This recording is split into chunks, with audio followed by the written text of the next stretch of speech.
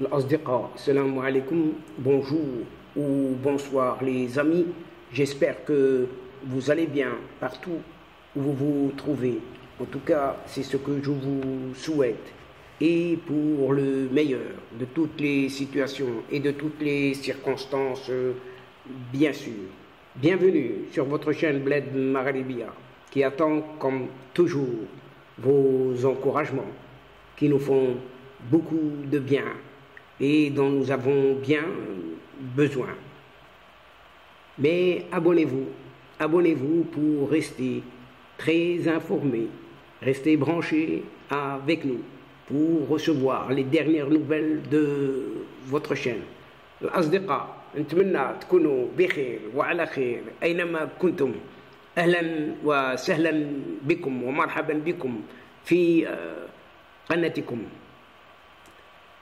Pour ma part, je suis content, ravi, heureux de vous retrouver une nouvelle fois à travers cette nouvelle séquence vidéo qui revient cette fois-ci sur une certaine réinvestiture espagnole et quelles seraient les significations, les conséquences, les causes, les aléas pour le Maroc. Avec cette nouvelle reconduction, en rempilant comme Premier ministre, les relations entre l'Espagne et le Maroc ne feront, pour certains, que s'améliorer davantage encore, renforçant ainsi la coopération dans plusieurs domaines clés, estiment de nombreux experts. Et nous allons essayer de voir ensemble, si vous le voulez bien, ce qu'il en est. Le socialiste Pedro Sánchez a été réinvesti pas plus tard que ce jeudi 16 novembre dernier, c'est tout récent, par le Parlement ibérique en tant que Premier ministre d'Espagne. Il remplit encore une fois, remportant 179 voix sur les 176 nécessaires. En fonction, depuis 2018, le leader socialiste a réussi à rester au pouvoir consécutivement, obtenant notamment le soutien, et pas des moindres, de députés d'extrême gauche. Commentant cette investiture, Abbas Al-Wardi, un politologue, professeur de sciences politiques à la faculté de droit Rabat-Suissi, a indiqué que la nomination officielle en tant que Premier ministre a répondu aux attentes de Pedro Sánchez, qui a déployé des efforts considérables pour rallier toutes les partis politiques, en particulier celles alignées sur sa vision et autres objectifs, déclarant ainsi: ces concessions et la mise en place de plusieurs points stratégiques auront des répercussions significatives sur les relations tant bilatérales que multilatérales de l'Espagne avec d'autres pays. C'est ce qu'a relevé Abbas Al-Wardi dans une déclaration à Express FR. Quant à l'impact de cette reconduction à la tête du gouvernement espagnol sur les relations entre Madrid et Rabat, l'expert marocain en relations internationales a expliqué que la figure politique qu'est Pedro Sánchez aura un impact considérable, notamment sur les relations avec les voisins, dont le Royaume du Maroc, affirmant même que cet aspect n'est en aucun cas inédit. Il poursuit dans sa déclaration: je vois que la nomination de Pedro Sánchez apportera indéniablement des résultats, tant sur le plan politique que sur la concrétisation des attentes mutuelles établies sur une base bilatérale.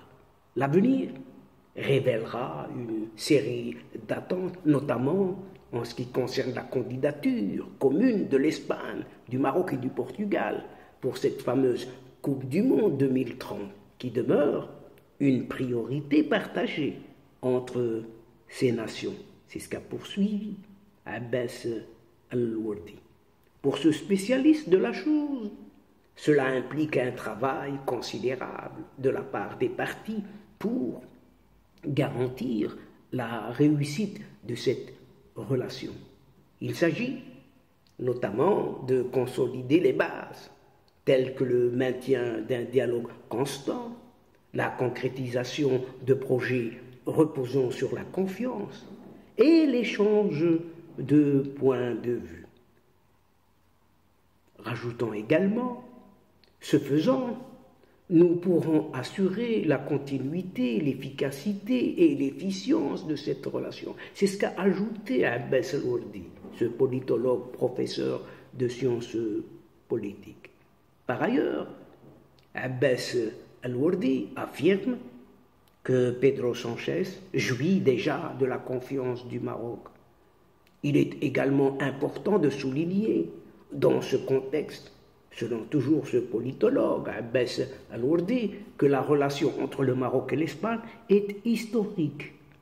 Cette relation représente un exemple qui ne repose pas sur des relations éphémères, mais au contraire, elle perdurera en apportant des satisfactions aux deux parties.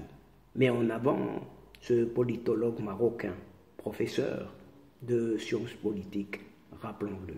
De plus, l'Espagne reconnaît clairement la nécessité de renforcer cette relation, augmentant ainsi les opportunités de créer un cadre de coopération solide, favorisant l'échange et le partage de bénéfices, tout en instaurant un contexte de fraternité et de bon voisinage, notamment le cas de la RHN. RHN, c'est cette réunion de haut niveau qui a permis de développer une vision commune entre les deux partenaires, Espagne, Maroc. Et cette alliance, caractérisée par sa proximité et sa fraternité, constitue une force indéniable qui promet des résultats et des avantages mutuels pour les deux nations. Et c'est comme cela que conclut cet expert Abbas Al-Wardi. Et c'est là-dessus, chers amis, que cette séquence se termine, pour vous dire à la prochaine fois, tout en prenant congé de vous, tout en espérant vous retrouver avec un immense plaisir et comme d'habitude. Un tout grand merci pour votre fidélité de nous suivre jusqu'au bout. Mais n'oubliez pas de nous soutenir en vous y abonnant. Abonnez vos proches, vos connaissances, vos amis. Pourquoi pas les membres de votre famille, pour qu'ils puissent recevoir leur part de séquences vidéo. Mais un tout grand merci pour votre fidélité de nous suivre jusqu'au bout. Et n'oubliez pas de nous soutenir en vous y abonnant. Tout le temps. Restez en quelque sorte branchés. Aussi, partagez au grand maximum vos séquences vidéo partout où vous pouvez le faire.